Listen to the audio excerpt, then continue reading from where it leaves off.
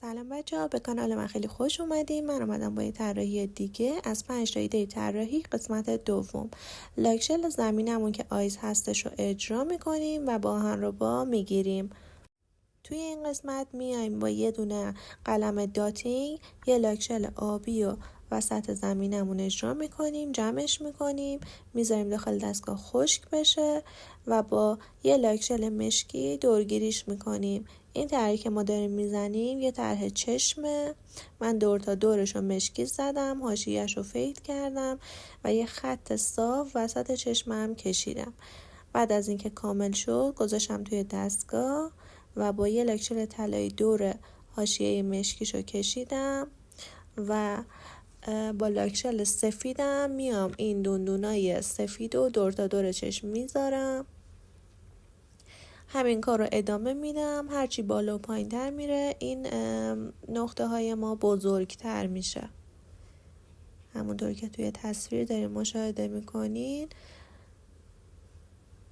دارم بزرگتر میکشمشون.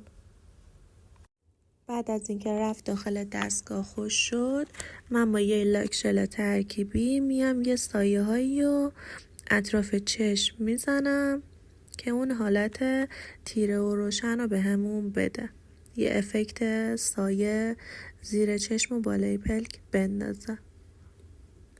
من همین کار رو آخر ویدیو یه سری قسمت هایی از ناخونم میزنم.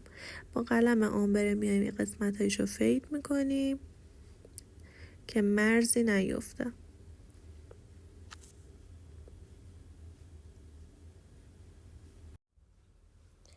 خب بعد از اینکه یه لایه تاپ مات روی کارمون اجرا کردیم، با یه لاکشل سفید میایم یه قسمت هایی از چشممون رو یه افکت برجسته میندازیم روش و من اینجا اومدم با بیلر ژلم چشمم رو برجسته کردم که همونطور که میبینین یه جذابیت خاصی به طرحمون میده.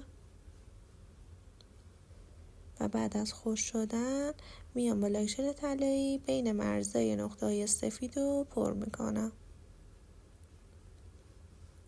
بعد از خوش شدن من میام لاکشل سفید رو با یه مقداری پودر کلیر ترکیب میکنم و به قسمت‌هایی از سفیدمون میذارم که اونجاها برجسته بشه و یه نمای قشنگ تری بگیره.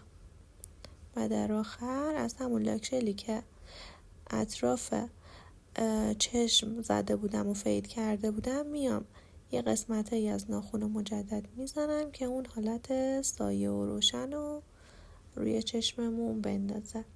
امیدوارم که دوستش داشته باشین.